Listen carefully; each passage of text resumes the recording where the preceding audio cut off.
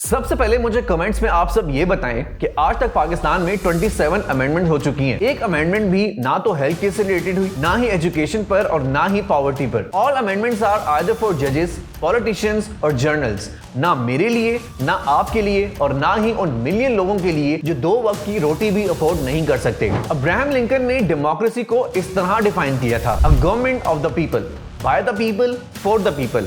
लेकिन पाकिस्तान में ये कुछ यूं है, a government of the powerful, by the powerful, for the powerful. सबसे पहले 27 अमेंडमेंट के सबसे हाईलाइटेड पॉइंट्स पर बात करते हैं। पाकिस्तान का कॉन्स्टिट्यूशन आर्टिकल 243 हमें रिलेशन बताता है पाकिस्तान की सिविल और मिलिट्री गवर्नमेंट के दरमियान। अब इस अमेंडमेंट में ये हो गया है कि चीफ ऑफ आर्मी स्टाफ का ओहदा खत्म कर दिया गया है और उसका new name chief of defence force रख दिया गया है। इस ओहदे के अंडर तीनों फोर्सेस ऑपरेट करेंगी, जिसमें नेवी, मिलिट्री और एयर फोर्स हैं। इस वक्त चीफ ऑफ डिफेंस का ओहदा फील्ड मार्शल आसिम मुनीर के पास है। इसके अलावा इस अमेंडमेंट के थ्रू लाइफ टाइम इम्यूनिटी भी दे दी गई है फील्ड मार्शल और प्रेसिडेंट ऑफ पाकिस्तान को। अब ये लाइफ टाइम इम्यूनिटी है क्या? बेसिकली इसका मतलब है कि अब फील्ड मार्शल और प्रेसिडेंट जो भी करे, इन पर कोई क्रिमिनल चार्जेस अप्लाई नहीं होंगे। पहले आर्टिकल में ये मेंशन था कि जब तक ये ओहदे पर हैं तब तक इन पर कोई क्रिमिनल चार्जेस नहीं लगेंगे, लेकिन अब ये लाइफ टाइम कर दिया गया है, मतलब कोई इनको अकाउंटेबल नहीं कर सकता फॉर द होल लाइफ। इसके बाद जुडिशरी में बहुत बड़ी बड़ी चेंजेस कर दी गई हैं, जहां एक अलहदा कॉन्स्टिट्यूशनल कोर्ट बना दी गई है, जहां सब कॉन्स्टिट्यूशन से रिलेटेड केसेस होंगे और उसका अलग चीफ जस्टिस होगा। अब यहां सवाल यह है कि जब पाकिस्तान में सुप्रीम कोर्ट मौजूद है तो ये न्यू कोर्ट बनाने की जरूरत क्यों पेश आई? और इसी को देखते हुए सुप्रीम कोर्ट के 2 सीनियर जजेस ने